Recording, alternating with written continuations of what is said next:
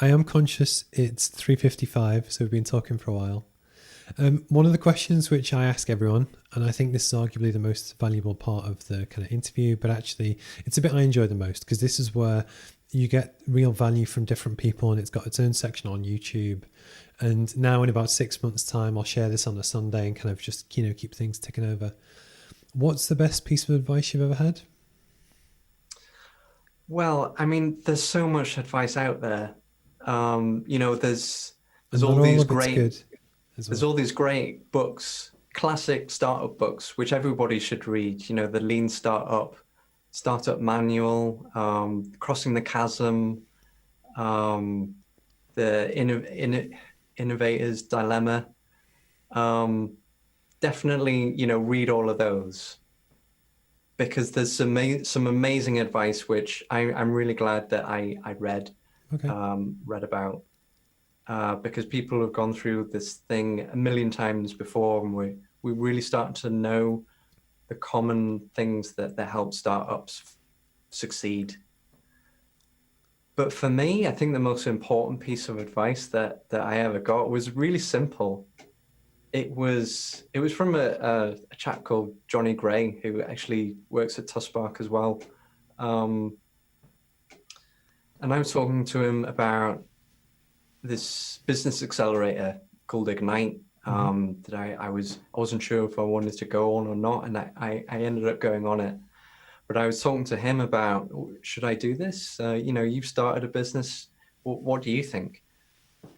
And the advice that he gave me was all you really need to do to start a business is figure out what it is that you need to do today Mm-hmm. to move the business forward one step. What is that thing? Write a list. It's fine to have your long-term goal, your long-term plan. These are the things I need to do.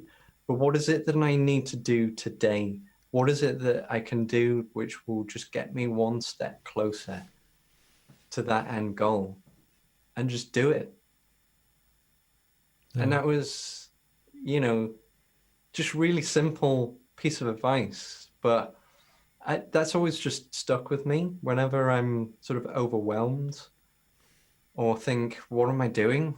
You know, starting a business and I have chronic pain and fatigue. How does that work? Um, I always just remember it's okay. Just get a post-it. What I actually do now every day is I get a post-it note and I just write down two or three things to Mm-hmm. do that day. Mm-hmm. And I always put the hardest thing at the top. Okay. Do the hardest thing first, um, and just do it. I have a note. Well, actually, I have several notebooks, but they're right in front of me on the desk. But I'm exactly the same. And then likewise, when there's a lot of stuff going on, in theory, it's just get through today, get through tomorrow, and I find it kind of works. Yeah. If you were to give advice to your younger self, and you can pick any age, any background, it could be the PhD student, it could be at school, whatever you wish, what would it be? I mean, honestly, this is an interesting question because on the one hand, I'm not sure I would. I'm not sure I would change anything about the journey that I've been through because that's kind of made me what I am today. All the hard things that I've gone through, all of those problems and really bad situations that I've been in have kind of made me what I am today. If there's one thing though, it would probably be that school version of me wondering what on earth do I do with my life? What career do I choose? And just reassuring that as long as you do something that you love to do, um, then that's the best thing that you can do. It'll probably work out Awesome. as long as what you do is something that you love doing.